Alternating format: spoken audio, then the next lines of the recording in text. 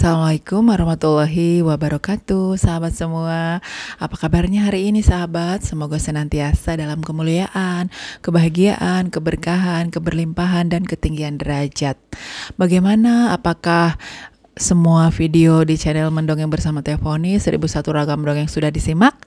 Kita akan melanjutkan ceritanya ya. Seperti biasa, cerita ini masih diambil dari bukunya Embe Rahim Syah, sahabat, tentang kumpulan cerita rakyat Nusantara Legenda, diterbitkan oleh PT CV Pustaka Agung Harapan. Mudah-mudahan cerita ini bisa memberi hikmah bagi kita, bisa terus menelurkan kebaikan-kebaikan dari hati kita, sehingga apapun yang kita lakukan berdasarnya pada kebaikan, sehingga apapun yang kita lakukan tujuan akhir kita adalah kebaikan dan kebermanfaatan. Oke sahabat semua, kita akan melanjutkan ya. Cerita ini adalah cerita rakyat dari Sumatera Barat. Bagi versinya Malin Kundang ini sudah banyak banget ya sahabat semua. Dari buku ini yuk kita gali ya cerita dan hikmah dari cerita ini. Dahulu kala di Padang, Sumatera Barat, tepatnya di perkampungan Pantai Air Manis, ada seorang janda bersama Mande Rubayah. Beliau mempunyai seorang anak laki-laki bernama Malin Kundang. Malin sangat disayang oleh ibunya karena sejak kecil Malin Kundang sudah ditinggal wafat oleh ayahnya. Malin dan ibunya tinggal di perkampungan nelayan. Ibunya sudah tua dan ia hanya bekerja sebagai penjual kue. Pada suatu hari Malin tidak sehat, teman-teman. Tubuhnya mendadak panas sekali. Mande Rubayah tentu sangat bingung. Tidak pernah Malin jatuh tidak sehat seperti ini. Malin Kundang betul-betul dalam kondisi yang tidak baik-baik saja. Mande Rubayah berusaha sekuatnya untuk mengobati Malin dengan mendatangkan tabib. Nyawa Malin yang hampir melayang itu akhirnya dapat diselamatkan berkat usaha keras ibunya. Setelah sembuh dari sakitnya, ia makin disayang. Demikianlah Mande Rubayah sangat menyayangi anaknya. Sebaliknya, Malin juga sangat amat menyayangi ibunya. Ketika sudah dewasa, Malin berpamitan kepada ibunya untuk pergi merantau, teman-teman. Pada saat itu memang ada kapal besar yang merapat di Pantai Air Manis itu. "Bu, ini kesempatan yang paling baik bagi saya," kata Malin.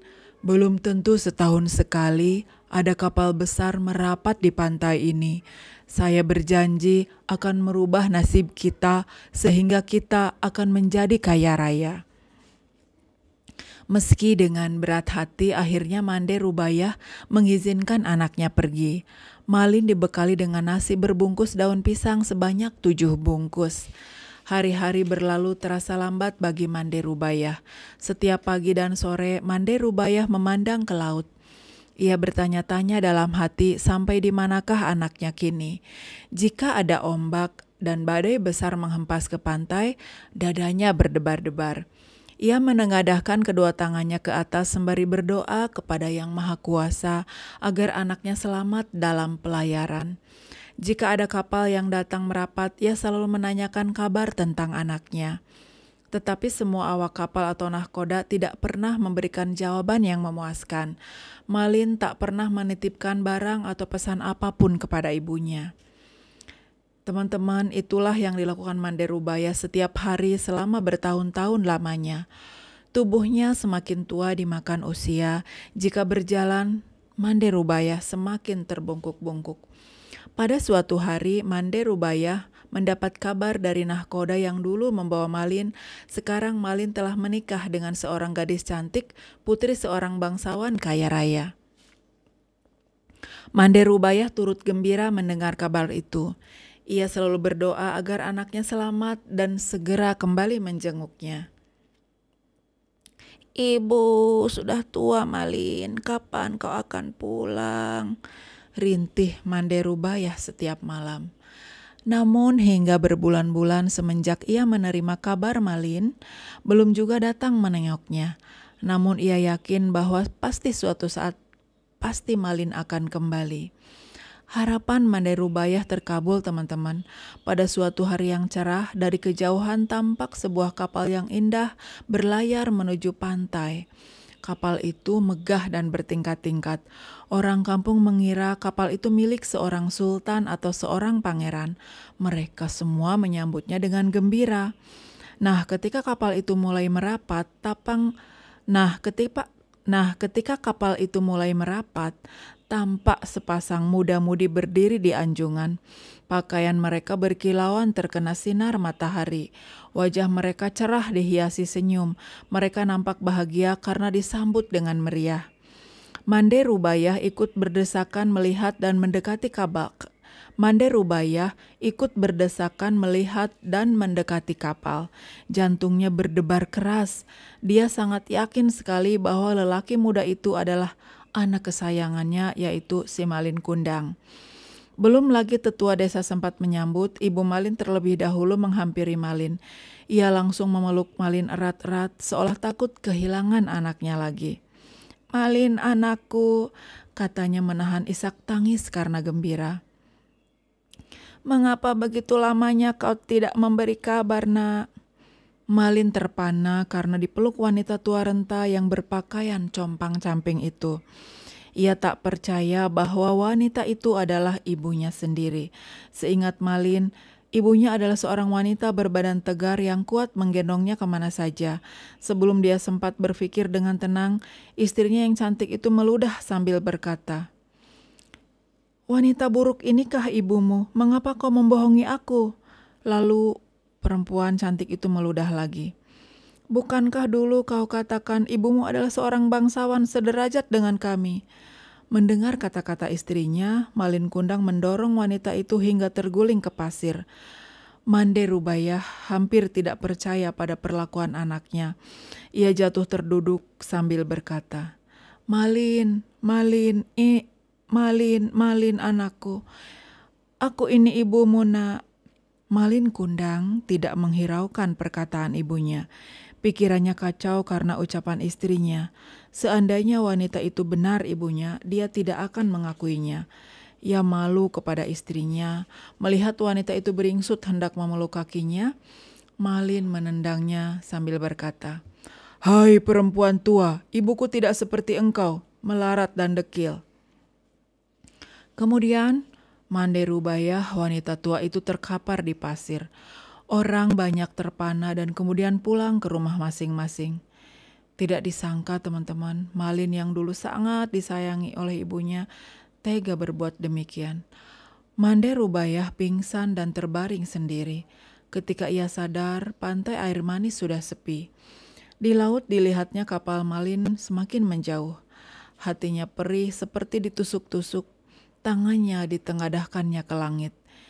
Ia kemudian berseru dengan hatinya yang pilu, "Ya Allah yang Maha Kuasa, kalau dia bukan anakku, aku maafkan perbuatannya tadi. Tapi kalau memang dia benar anakku, Malin Kundang, aku mohon keadilan-Mu ya Tuhan." Tidak lama kemudian, cuaca di tengah laut yang tadinya cerah mendadak berubah menjadi gelap. Hujan tiba-tiba turun dengan teramat lebatnya. Entah bagaimana awalnya, tiba-tiba datanglah badai besar menghantam kapal Malin Kundang, disusul sambaran petir yang menggelegar. Seketika itu kapal hancur berkeping-keping, kemudian terhempas ombak hingga ke pantai. Ketika matahari pagi memancarkan sinarnya, badai telah reda. Di kaki bukit terlihat kepingan kapal yang telah menjadi batu. Itulah kapal Malin Kundang. Tak jauh dari tempat itu nampak sebongkah batu yang menyerupai tubuh manusia. Konon itulah tubuh Malin Kundang, anak durhaka yang terkena kutukan ibunya menjadi batu. Di sela-sela batu itu berenang-renang ikan teri, ikan belanak, dan ikan tenggiri. Konon ikan itu berasal dari serpihan tubuh sang istri yang terus mencari Malin Kundang.